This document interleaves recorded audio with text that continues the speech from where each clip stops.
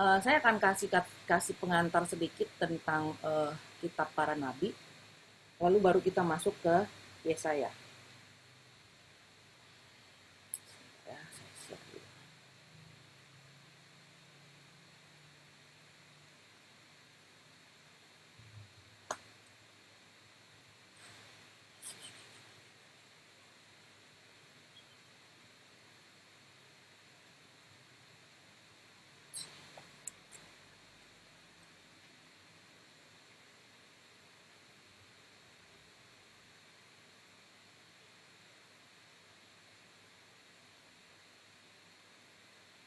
Salah ya.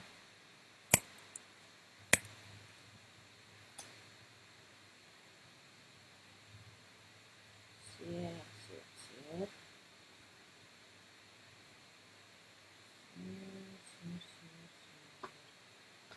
Oh,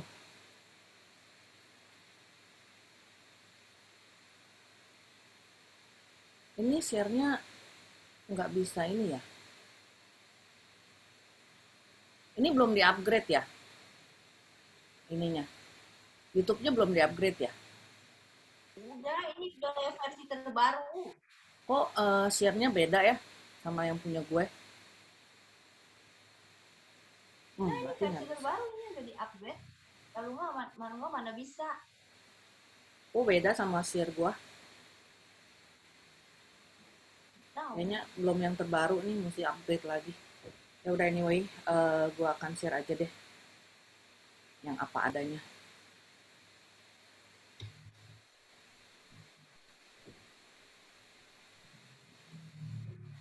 Hmm,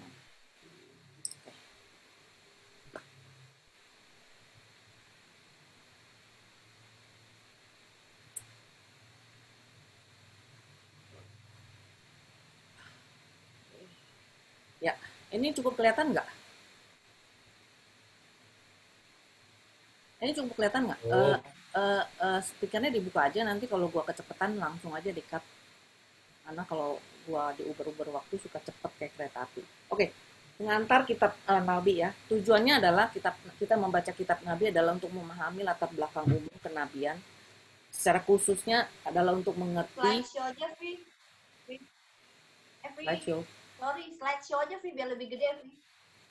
Cing. Oke. Eh, nah, udah bagus. Ya, jadi secara khusus kita nanti akan mengerti apa itu nabi, apa itu ciri nabi, jenis nabi, nabi palsu atau nabi sejati, nabi palsu dan nabi sejati bedanya apa, tugas nabi, terus nanti ada inspirasi dan membuat kenabian, lalu ada para nabi dan kronologi daripada dari kitab nabi. Nanti yang akan dibahas kronologinya hanya Yesaya.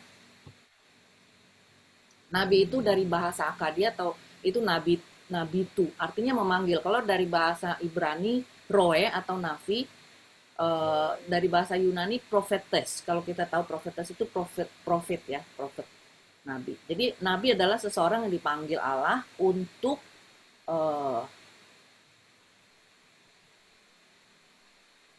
untuk berbicara atas nama Tuhan, ya, atau juga bisa disebut seer. Itu pelihat, ya, pelihat atau roe. Ini bahasa Ibrani tadi udah. Ciri daripada seorang nabi adalah dia dipanggil untuk suatu misi, dipanggil oleh Tuhan, dipanggil oleh Allah tentunya. Terus seorang nabi adalah seorang yang mempunyai hubungan khusus dengan Allah, terus hidupnya kudus dan punya integritas. Lalu kadang-kadang ini nggak mutlak ya, kadang-kadang dia itu mengalami apa yang disebut dengan ekstasis. Ekstasis itu adalah keadaan di mana seseorang itu mengalami kayak orang kerasukan kalau yang sekarang orang bilang ya, tapi sebenarnya keadaan yang seperti itu tapi bukan kerasukan. Jadi ekstasis itu artinya seperti itu. Terus macam-macam nabi. Nabi itu ada yang namanya nabi ekstasis, ya, nabi yang tadi itu kayak orang ke kemasukan gitu. Terus ada yang namanya nabi jabatan. Nabi jabatan itu dia berfungsi di bait Allah. Jadi dia punya tugas di bait Allah atau dia punya tugas di kerajaan. Dia menjadi pejabat di kerajaan tertentu. Terus nabi bait Allah, nabi yang bertugas di bait Allah. Terus nabi karismatik, nabi yang mempunyai karunia atau punya karisma. Ini nabi karismatik. Itu jenis-jenis macam-macam nabi. Eh, kita lihat nabi palsu dan nabi sejati. Nabi palsu itu kalau kita lihat Elia tuh nabi sejati. Melawan nabi-nabi palsu yang 500 orang itu pada saat mereka hanya memberitakan apa yang ingin didengarkan oleh raja atau junjungannya. Itu nabi palsu. Jadi dia bukan khusus dipanggil oleh Allah. Jadi mereka mengada-ngada. Jadi hanya memberitakan apa yang ingin didengarkan atau hal-hal yang ingin didengarkan atau hal-hal yang menyenangkan aja. Sedangkan hal-hal yang nggak menyenangkan atau yang teguran dan sebagainya mereka nggak akan katakan. Itu nabi palsu.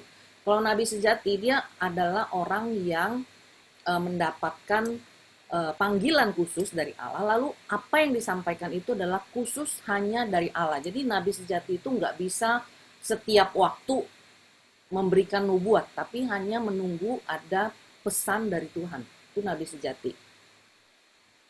Jadi dia nanti nggak cuma memberitakan apa yang ingin didengar aja, hal-hal yang positif atau yang ingin didengar, tapi juga memberitakan misalnya ada penghukuman atau teguran dan sebagainya, itu nabi sejati akan memberikan itu. Jadi itu yang bedanya nabi sejati dan nabi palsu. Tugas nabi adalah meneruskan suara Tuhan, menjadi saksi hidup bagi kehadiran Tuhan di tengah umatnya. Jadi waktu itu zaman perjanjian lama, itu waktu dulu, waktu di keluaran itu Allah hadir melalui tiang awan dan tiang api. Lalu sesudah itu lewat berapa lama terus nggak ada lagi, dan yang ada adalah nabi-nabi ini. Jadi nabi-nabi yang hidup di tengah umat itu adalah saksi daripada kehadiran Tuhan. Jadi umat merasakan ada kehadiran Tuhan kalau ada nabi, karena kalau mereka ada masalah mereka akan minta nasihat kepada si nabi. Lalu yang ketiga, tugas nabi adalah menjamin kehendak Allah agar sungguh-sungguh terlaksana. Zaman Israel kuno dulu itu Allah itu disebutnya YHWH, ya, Yahweh atau apa saya lupa. Pokoknya mereka nggak boleh menyebut Allah atau apa, tapi mereka hanya boleh menyebut ini, kata-kata ini aja, Yahweh ini, atau Adonai. Jadi mereka menyebut bukan Allah tapi Adonai atau Yahweh atau Yahweh ini. Nah, inspirasi dan nubuat kenabian. Inspirasi adalah pengalaman batin atau rohani yang dipimpin oleh Roh Allah dan mendapat pemahaman baru. Sedangkan nubuat adalah pengetahuan akan hal yang akan datang, yang akan diberikan Allah. Jadi mereka seperti bisa meramal tapi beda dengan meramal. Karena kalau meramal kan kejadian. Kalau ini nubuat adalah pengetahuan. Kalau ramal itu hanya kira-kira, perkiraan. Kalau ini adalah pengetahuan akan hal yang akan datang. Bedanya ramalan sama nubuat. Ya. Jadi sebenarnya nabi itu bernubuat itu bukan nabi meramal, tapi nabi memberikan pengetahuan yang dia tahu, yang dia dapat dari Allah untuk diberitakan kepada umatnya. Itu bedanya nubuat sama ramalan.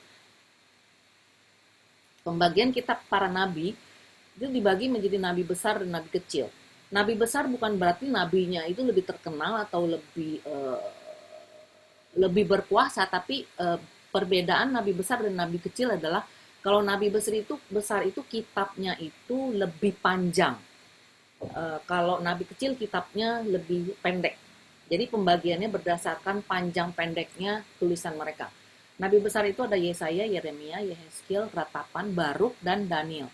Sedangkan nabi kecil adalah Hosea, Yoel, Amos, Obadja, Yunus, Mika, Nahum, Habakuk, Safanya, Hagai, Zakaria, dan Malaiki.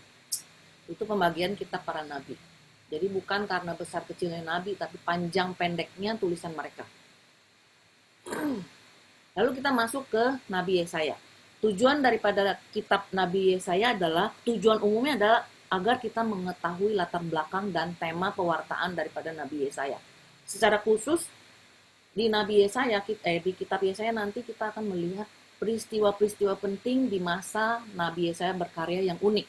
Jadi misalnya nanti akan ada arti menurut Yesaya persundalan itu apa? Arti keselamatan, kekudusan menurut Yesaya itu apa? Yang unik kan? Jadi Yesaya punya pengertian itu beda dengan nabi-nabi yang lain.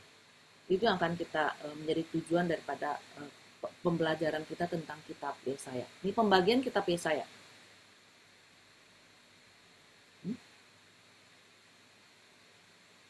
Oh, pembagiannya jadi begini. Pembagian kitab Yesaya. Ini. Pembagian kitab Yesaya itu bisa dibagi, Yesaya ini dianggap kitab yang penting karena ada 19 salinan kitab Yesaya yang ditemukan di Qumran. Paling banyak dari semua nabi.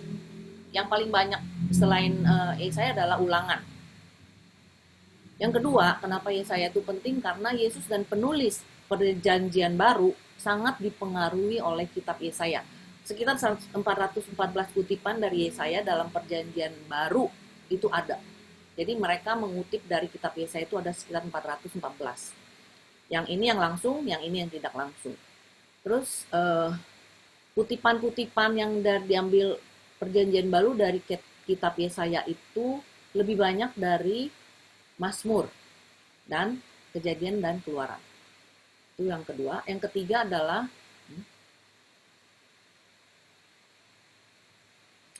pembagian kitab Yesaya. Jadi susunan atau kronologisnya kitab Yesaya itu dibagi menjadi 3. Jadi yang pertama adalah Proto Yesaya dari bab 1 sampai 39. Itu ditulis sekitar abad 8 sebelum Masehi.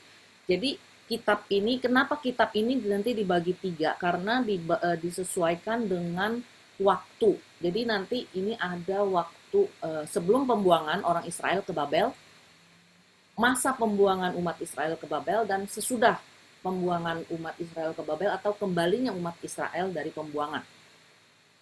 Jadi kitab Yesaya ini dibagi 3 berdasarkan waktu dari kejadian itu, pembuangan dan kembalinya orang Israel atau masa pembuangan itu. Yang pertama disebut Proto Yesaya dari bab 1 39 ya. Itu ditulis pada zaman sebelum pembuangan ke Babel.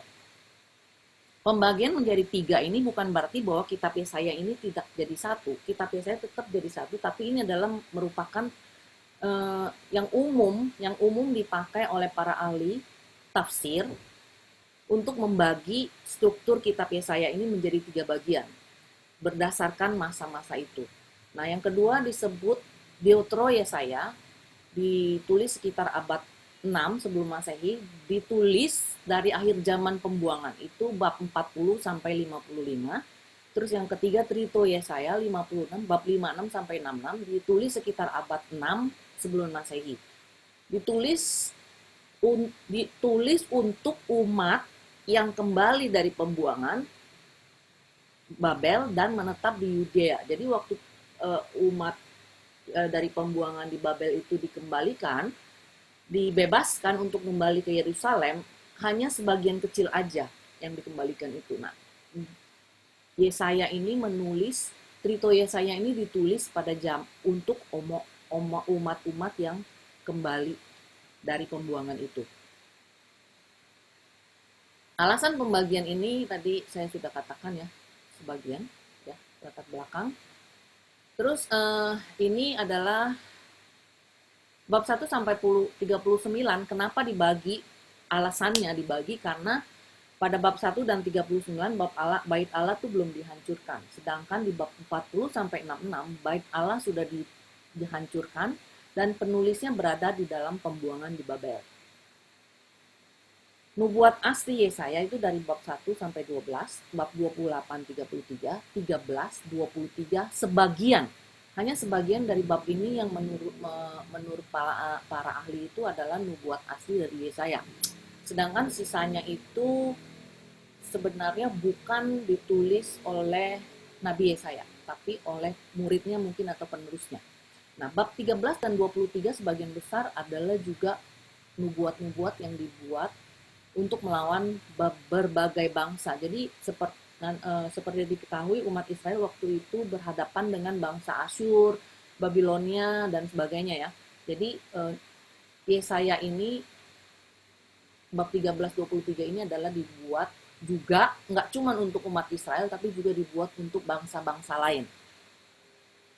Bab 24 sampai 27 adalah Wahyu Yesaya. Bab 34-35 dibuat abad 6 sebelum Masehi, hampir bersamaan waktunya dengan Deutero Yesaya. Bab 36-39 diambil dari 2 Raja-Raja 18-20. Ini hanya latar belakang aja, latar belakang sebelum kita masuk.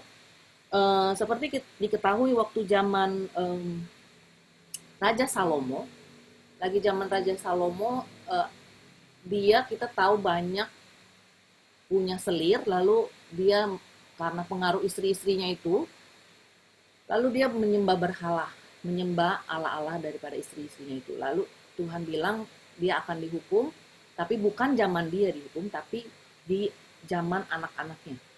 Nah, pada saat itu, sesudah dia meninggal, kerajaannya, kerajaan Israel itu terbagi, dipecah oleh, terpecah menjadi dua. Jadi menjadi kerajaan utara, yang dengan ibu kota di Samaria.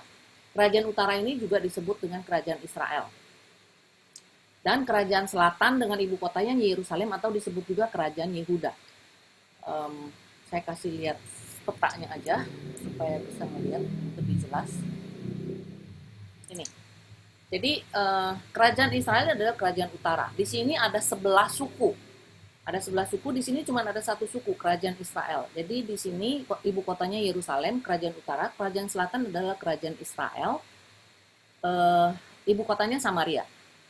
Jadi waktu itu terjadi perpecahan karena Yerobeam dan Rehabeam. Rehabeam itu anaknya Salomo, Yerobeam itu budaknya Samuel atau jenderalnya Salomo waktu itu. Jadi terjadi pertengkaran di antara mereka, nanti bisa dibaca di satu raja-raja kalau nggak salah, atau dua raja-raja. Jadi terjadilah perpecahan menjadi kerajaan utara dan kerajaan selatan. Nah, si Yesaya ini, dia itu berkarya di kerajaan Yehuda, yang cuma ada satu suku waktu itu. Sedangkan 11 sukunya ada di sini semua. Berkarya bersamaan dengan Raja Nabi Amos dan Nabi Hosea di kerajaan Israel. Dan di Yehuda, si Yesaya itu berkarya bersamaan dengan Nabi Mika waktu itu. Ya. Itu latar belakang di mana Yesaya itu berkarya.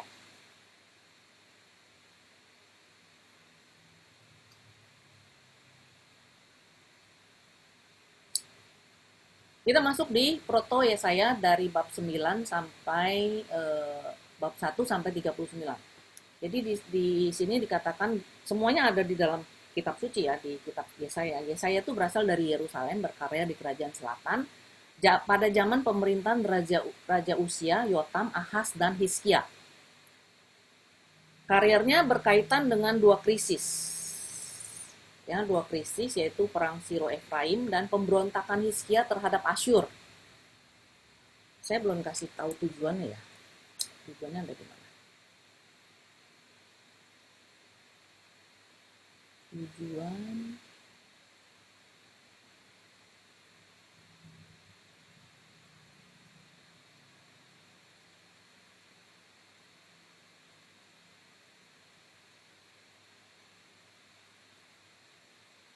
ini.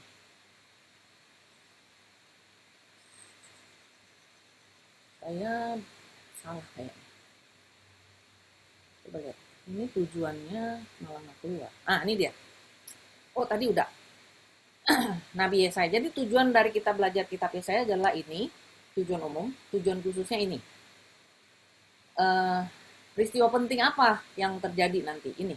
Pembagian kitab Yesaya. Terus ada peristiwa Siro Efraim, yaitu krisis pertama pada saat awal karyanya si Yesaya. Siro Efraim ini ada perang antara Syria dan Yehuda.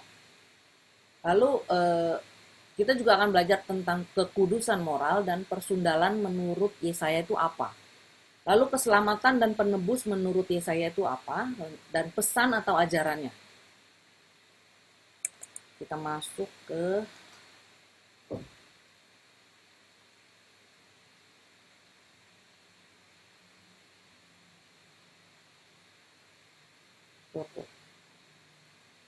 foto Yesaya.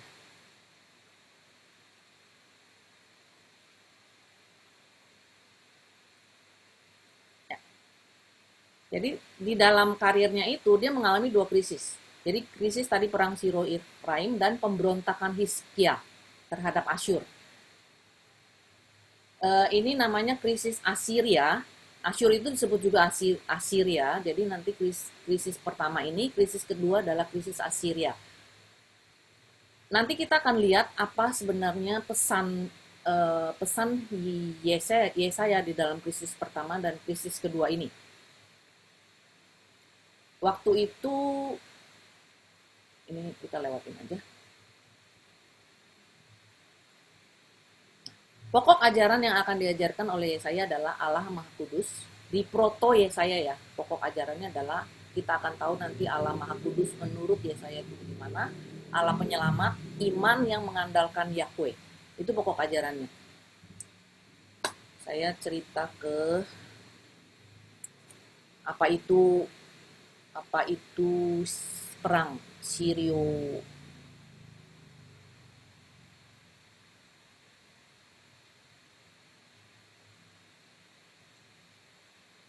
Apa itu perang Sirio Efraim. Jadi waktu itu, waktu terjadi krisis pertama waktu zaman Yesaya adalah bahwa ada terjadi di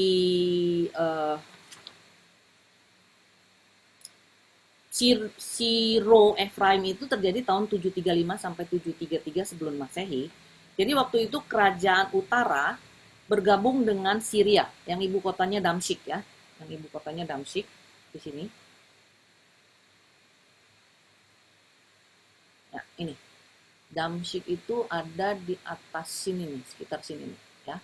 Ini Damsyik di sini. Jadi waktu itu kerajaan utara yang di sini mereka kerajaan utara ini bergabung dengan kerajaan Syria. Syria ini ada di sini, di atas sini. Jadi ini dan ini mereka bergabung untuk melawan Asyur. Jadi Asyur itu Assyria. Sedangkan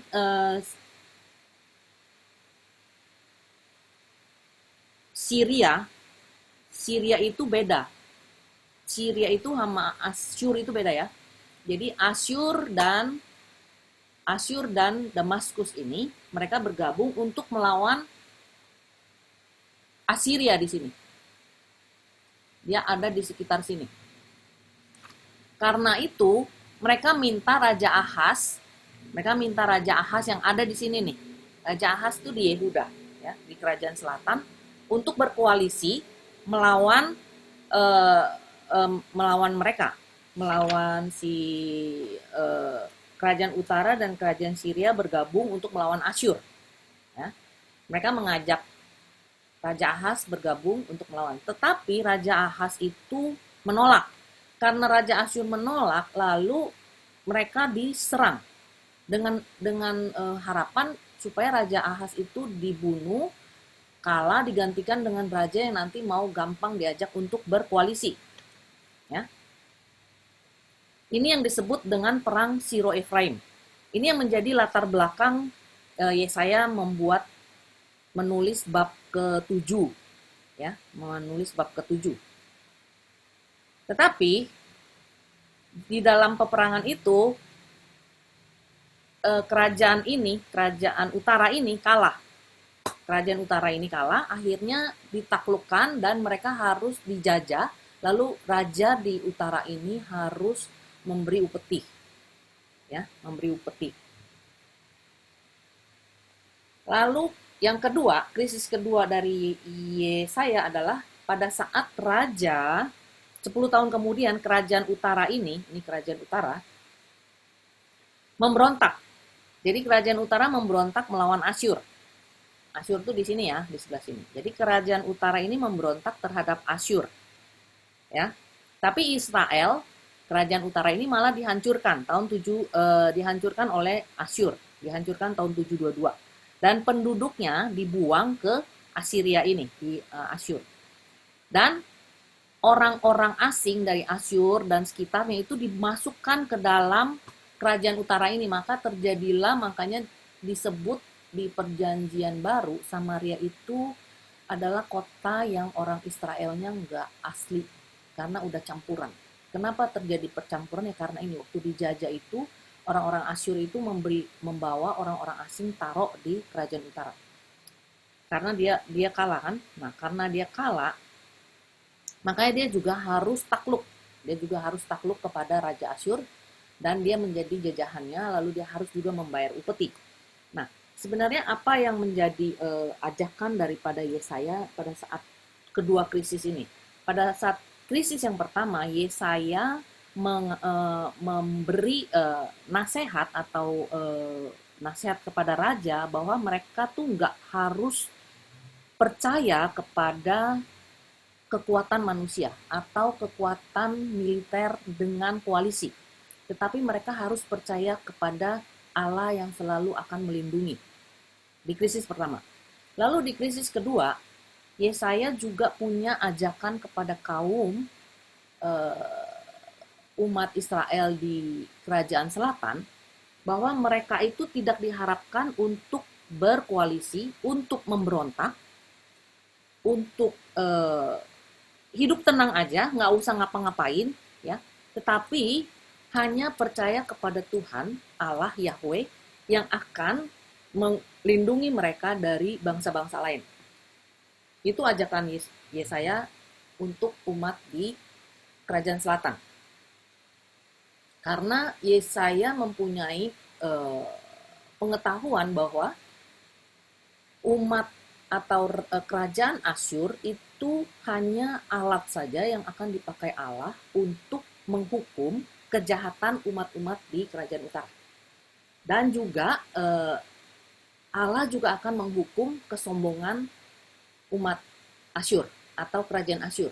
Jadi kerajaan Asyur waktu itu besar sekali, jadi mereka sangat sombong, dan Yesaya juga punya nubuat atau ajakan atau kepercayaan bahwa Allah juga akan menghukum orang-orang Asyur yang sombong. Itu ajakan dan nasihat dari Yesaya untuk orang-orang di kerajaan selatan.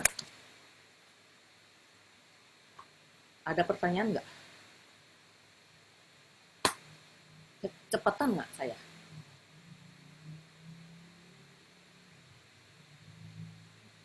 Lalu kita akan masuk ke pokok ajaran. Pokok ajaran yang pertama adalah Allah Maha Kudus. Apa yang dimaksud dengan Allah Maha Kudus di zaman proto Yesaya, yang dimaksud dengan Yesaya? Allah yang Maha Kudus adalah Allah yang kita tahu arti kudus. Arti kudus itu adalah dipisahkan atau dikhususkan. Itu artinya kudus. Jadi kalau kekudusan menurut Yesaya, menurut ajaran Yesaya di kitab Yesaya ini adalah bahwa umat itu dikhususkan atau dipisahkan bukan dari Allah, tapi dikhususkan dari Allah-Allah yang lain. Dipisahkan maksudnya dari yang bukan Allah, ya. Bahwa dia mau menegaskan bahwa Allah itu adalah sungguh-sungguh Allah yang agung dan Allah yang berbeda dengan seluruh makhluk ciptaannya, termasuk manusia. Jadi Allah Israel adalah Allah yang kudus, yang terpisah dari atau beda dari Allah-Allah lain atau dewa-dewa lain yang disembah umat-umat atau kerajaan-kerajaan lain, bangsa-bangsa lain. Itu yang mau dimaksudkan dengan kekudusan oleh Yesaya. Jadi Allah itu adalah Allah yang khusus, yang berbeda dari makhluk ciptaan yang lain. Lalu Allah penyelamat. Oh, di sini kita nanti juga akan belajar karena kudus ini berhubungan dengan kekudusan moral. Jadi waktu itu ada yang kita tahu orang-orang Farisi kan.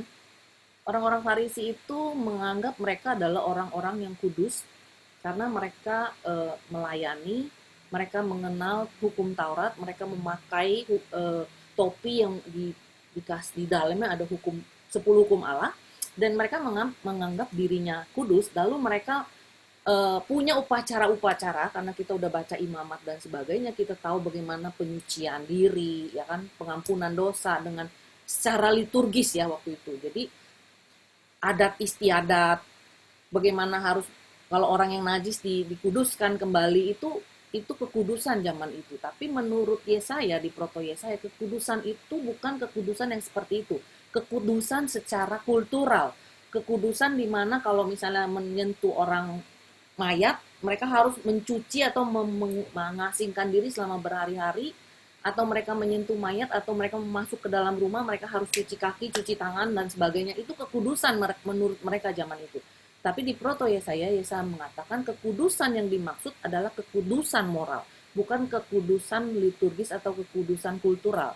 Jadi kekudusan moral itu adalah kekudusan di dalam tingkah laku.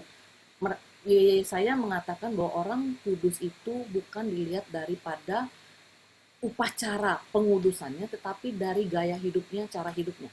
Itu menurut kekudusan, itu kekudusan menurut Yesaya. Lalu di situ juga ada dosa, ya, dosa atau persundalan. Kita udah baca udah banyak sampai dengan Yesaya, kita tahu kekudusan, persundalan zaman itu menurut Nabi Hosea kalau nggak salah, itu adalah persundalannya adalah perzinahan atau penyembahan berhala. Bukan. Persundalan atau penyembahan berhala. Jadi persundalan itu berarti penyembahan berhala itu termasuk persundalan, atau kayak di bait suci ada pelacur suci ya. Nah, itu persundalan menurut Nabi Hosea. Tetapi Yesaya menganggap persundalan di sini bukan itu, tapi persundalan yang dimaksud ini adalah bahwa orang-orang atau umat Israel di kerajaan selatan itu tidak melakukan keadilan atau kebenaran. Jadi persundalan bagi Yesaya adalah bahwa umat-umat itu harus tidak melakukan kebenaran dan keadilan. Kalau mereka tidak melakukan itu, artinya mereka bersundal. Jadi kalau mereka melakukan ketidakadilan, mereka melakukan ketidakbenaran, berarti mereka sudah melakukan persundalan. Itu yang dimaksud persundalan dan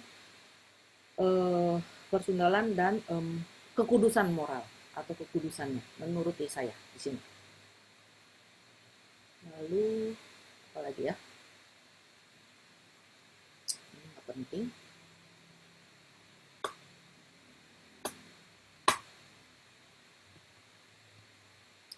Tadi Allah Maha Kudus kita udah tahu. Terus Allah Penyelamat. Apa yang dimaksud dengan Allah Penyelamat? Ya, Allah Penyelamat itu adalah Allah yang menyelamatkan. Yahweh itu menyelamatkan. Ya, Yahweh itu menyelamatkan. Jadi Allah yang menyelamatkan. Menyelamatkan ini dia punya dua dimensi menurut Yesaya. Jadi Allah menyelamatkan nggak cuman secara pribadi.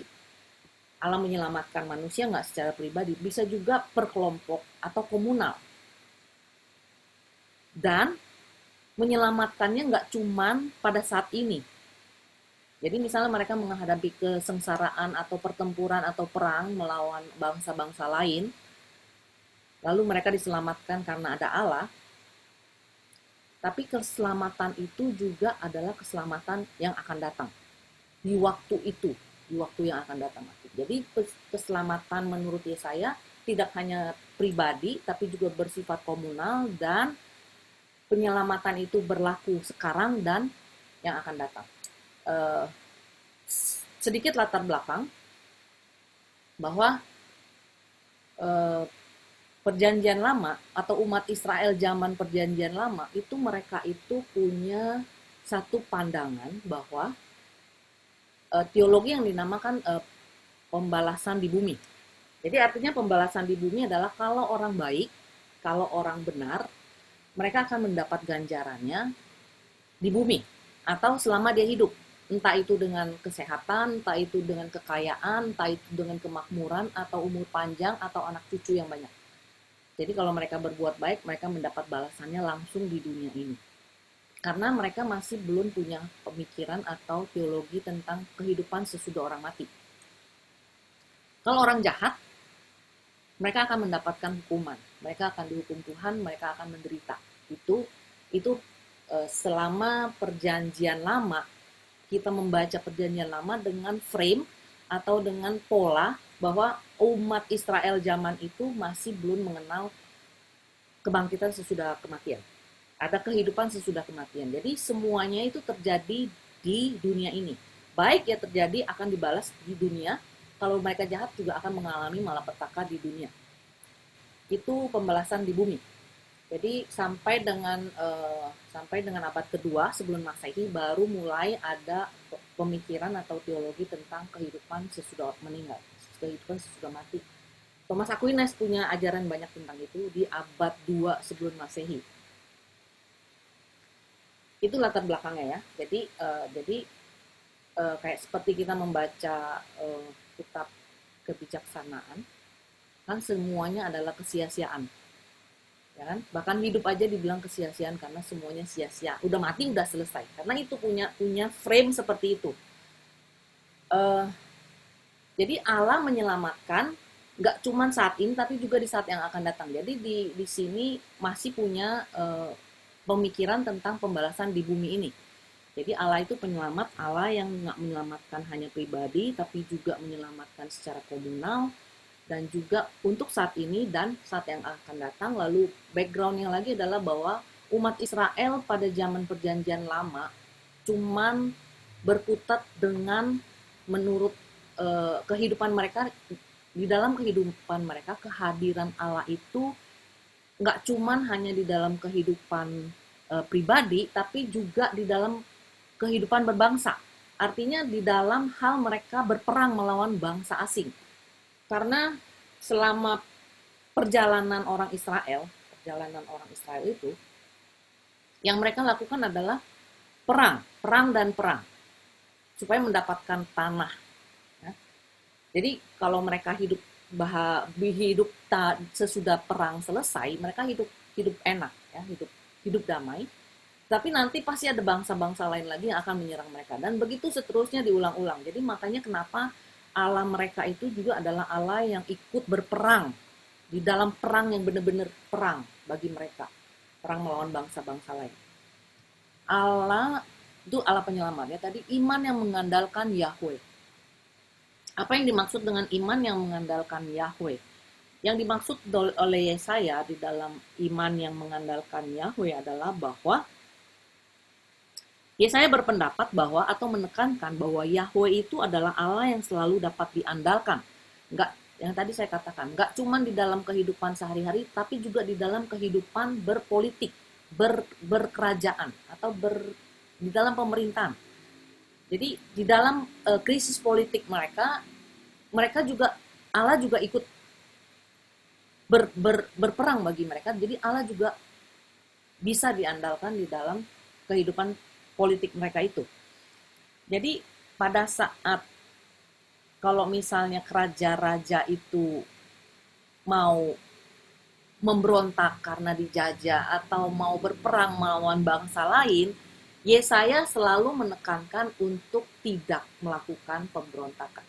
Hidup tenang aja, jangan berkoalisi mengandalkan kekuatan militer, tapi mengandalkan Allah.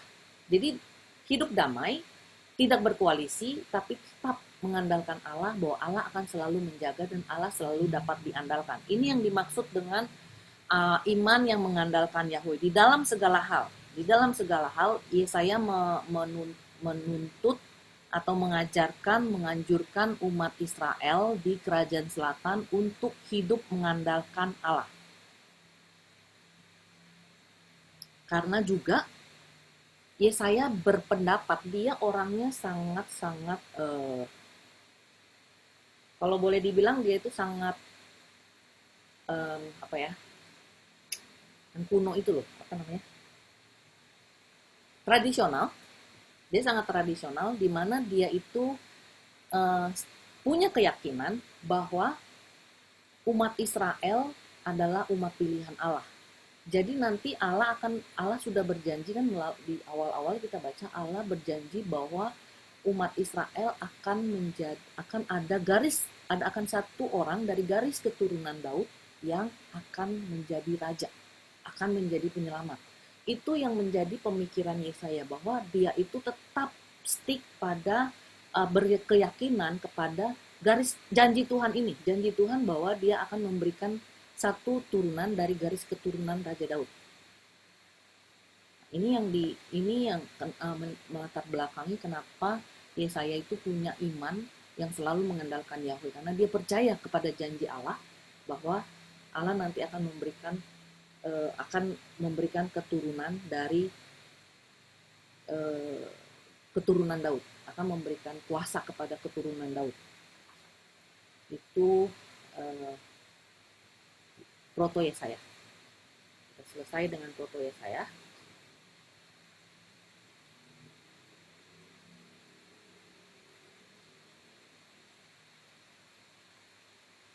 Deutero Yesaya, yaitu bab 40 sampai dengan bab 55. Di sini nadanya sudah mulai optimis, juga disebut kitab penghiburan. Kalau kita baca di 40 nanti, ya, kita baca di 40, itu dimulai dengan penghiburan-penghiburan. Dibuka aja 40 ayat 1.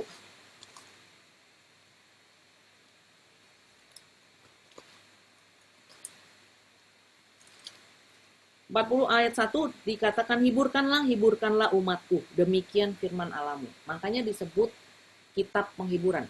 Tidak ada info siapa pengarangnya, dan nama kitab bukan nama orang. Jadi sebenarnya Yesaya, Deutero, dan Trito, Yesaya itu sebenarnya yang menjadi pengarangnya cuman yang tadi, yang pertama.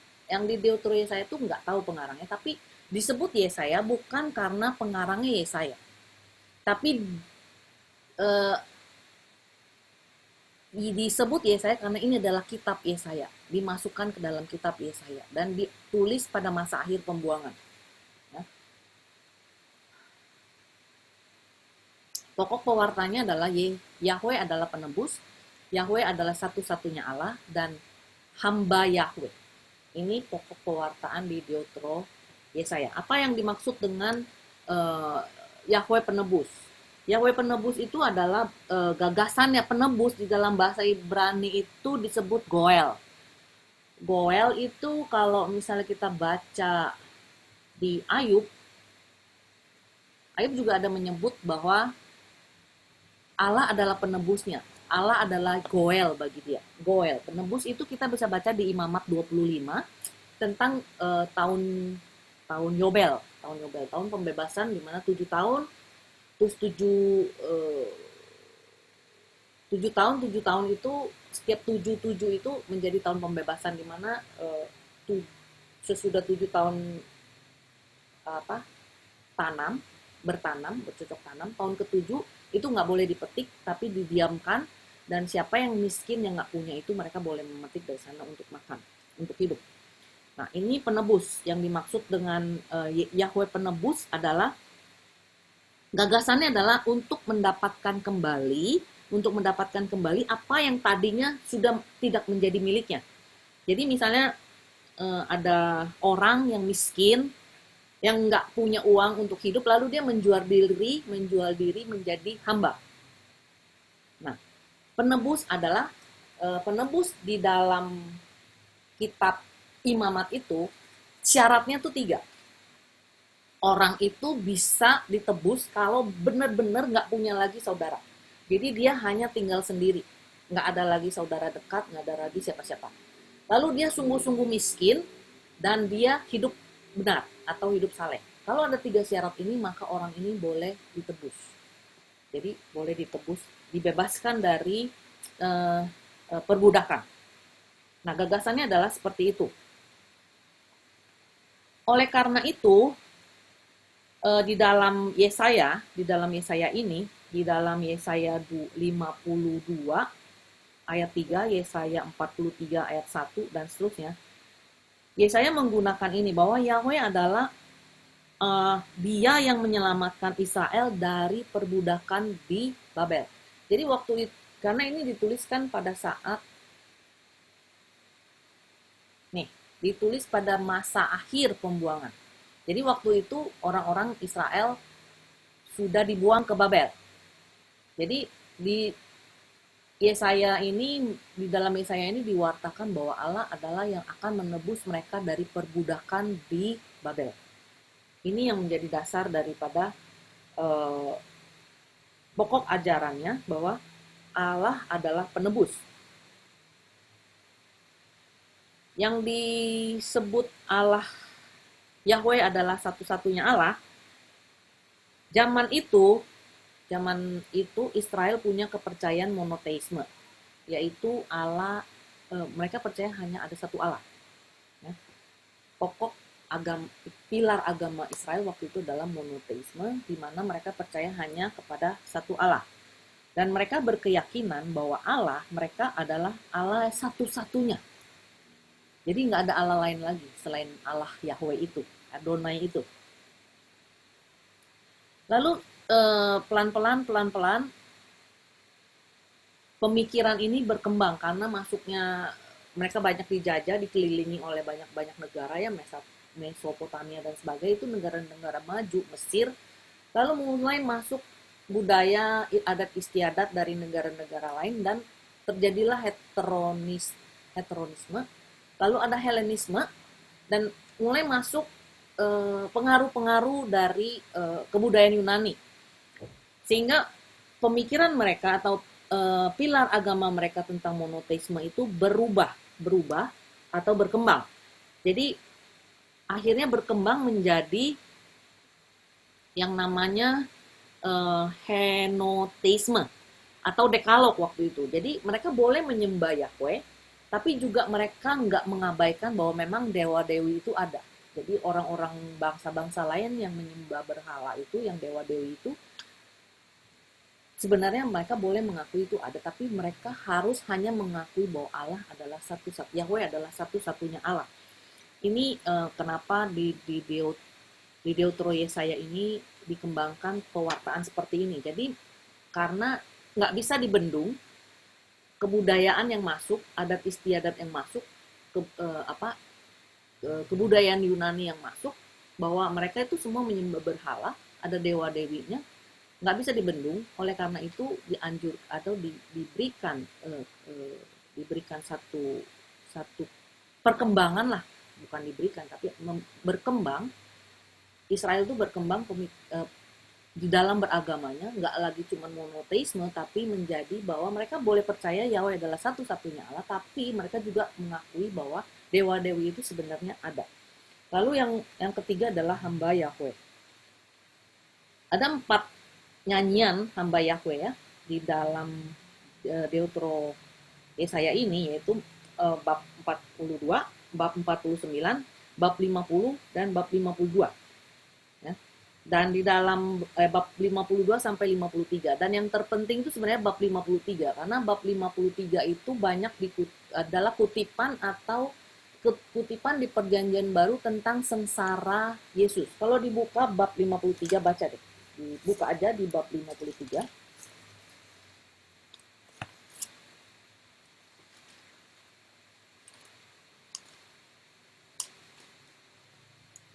Yesaya 53, dibuka. Nah, di situ dikatakan apa?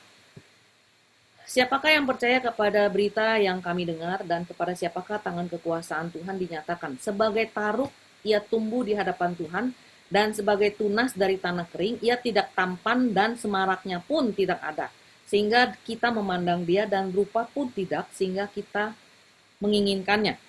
Ia dihina dan dihindari orang, seorang yang penuh kesengsaraan dan yang biasa menderita kesakitan dan seterusnya dan seterusnya. Itu bab 53. Kalau kita baca ini, kita akan tahu karena kita sudah hidup di Perjanjian Baru, jadi kita tahu ini adalah gambaran atau kata-kata di dalam Perjanjian Baru untuk menggambarkan Yesus yang menderita di dalam Passion of the Christ. Jadi pada saat Yesus dalam masa sengsaranya itu memikul salib dan sebagainya, ini adalah ayat-ayatnya. Nah, itu nyanyian hamba. Jadi pada saat itu yang menjadi hamba itu bukan lagi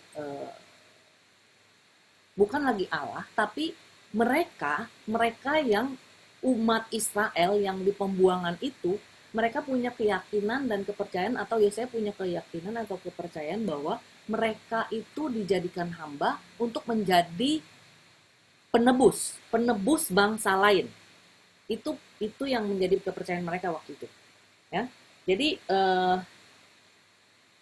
mereka percaya mereka dibuang ke Babel, di pembuangan menjadi hamba, menjadi budak, itu adalah karena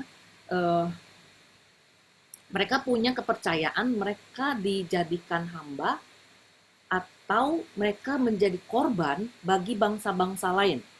Jadi dengan harapan bahwa dengan korban mereka, dengan menjadi hamba itu, mereka bisa membawa bangsa Babilonia untuk bertobat.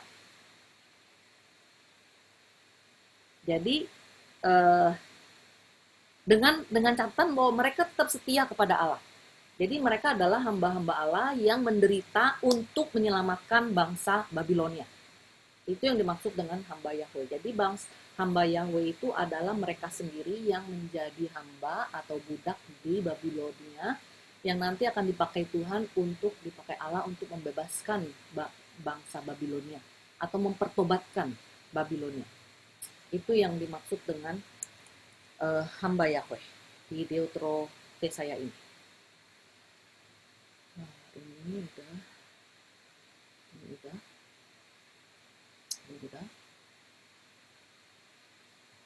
Nah, ini Trito Yesaya. Kita sampai jam 30, sampai jam 3 kan? Nubuat yang berasal dari masa setelah pembuangan Israel. Jadi Trito Yesaya itu mulai dari bab 56 sampai dengan 66. Itu adalah nubuat-nubuat yang berasal dari masa setelah pembuangan.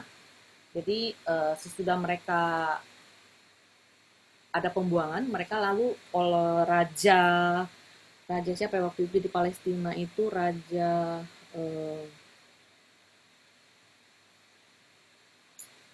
Lagian namanya susah disebut, gue lupa. Anyway, nanti tak cari tahu.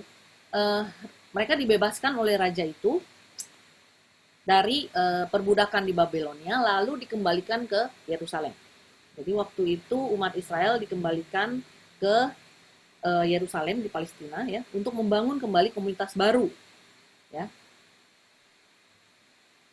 Tapi pada saat mereka dibebaskan sesudah pembuangan itu, mereka ternyata kan di sana itu sudah ada penduduk-penduduk asli kan. Jadi karena waktu itu orang Asyur menyampurkan atau mendatangkan orang asing masuk ke daerah sana, ke kerajaan selatan, lalu mereka dipindahkan ke Babilonia. Jadi mereka sudah ada penduduk asli di sana. Jadi pada saat pembebasan mereka dari Babilonia, mereka kembali ke sana, tapi bukan lagi sebagai penduduk asli, sehingga penduduk asli di sana itu mereka terjadi pertikaian dengan mereka. Jadi penduduk asli terus dengan mereka terjadi pertikaian, jadi ada suasana atau rasa putus asa karena mereka mengalami masa-masa sulit juga. Nggak cuman waktu di pembuangan aja, pada saat mereka bebas pun mereka mengalami penderitaan karena pertikaian dengan penduduk asli di sana. Jadi mereka putus asa dan mereka merasa bahwa keselamatan yang dijanjikan oleh Tuhan tuh belum datang-datang. Tuhan menjanjikan keselamatan kok nggak kelihatan-kelihatan. Udah dari pembebasan, udah dibebaskan dari perbudakan, toh mereka masih mengalami masalah atau mengalami penderitaan gitu. Nah, di dalam masa-masa seperti inilah Trito Yesaya ini ditulis, ya. Trito Yesaya ini mulai ditulis dengan latar belakang seperti itu. Oke, itu latar belakangnya. Jadi kita udah hampir di akhir. Sebenarnya seperti tadi saya udah katakan bahwa dibagi menjadi 3 itu bukan berarti mereka bukan satu kitab, tapi satu kitab, tapi dibagi secara kronologisnya, dibagi menjadi 3 bagian. Itu jadi tadi pengikatnya ini, ya. Nanti ada ayat-ayatnya, nanti ini saya bisa share PPT-nya kalau mau. Terus karena kesalahan dan pengampunan Yahweh adalah pengampunan dosa umatnya. Ini ayat-ayatnya nanti bisa dibaca.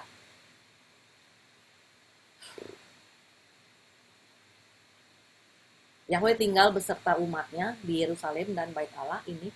Jadi ini adalah ayat-ayat atau bab-bab yang mengikat atau menjadi kesatuan yang kayak benang merahnya yang mengikat antara 3 bagian daripada Yesaya ini.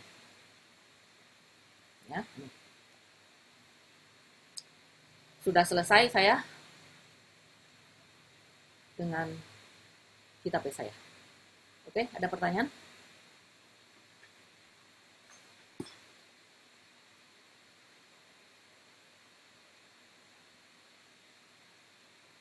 Nggak ada pertanyaan. Kalau nggak ada pertanyaan, kita tutup dengan doa. Dalam nama Bapa dan Putra Terima dan kasih. Roh Kudus. Amin.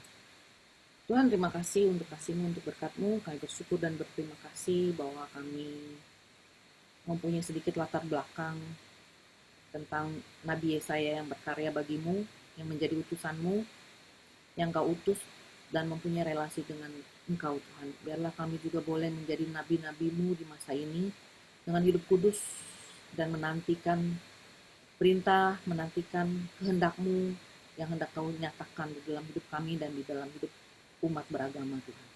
Terima kasih Tuhan, berkati kami semua dengan kesehatan, agar kami boleh melalui hari-hari ini dengan penuh berkat dan penuh rasa syukur, Tuhan. Kemuliaan kepada Bapa dan Putra dan Roh Kudus, seperti pada permulaan, sekarang, selalu, dan sepanjang segala abad.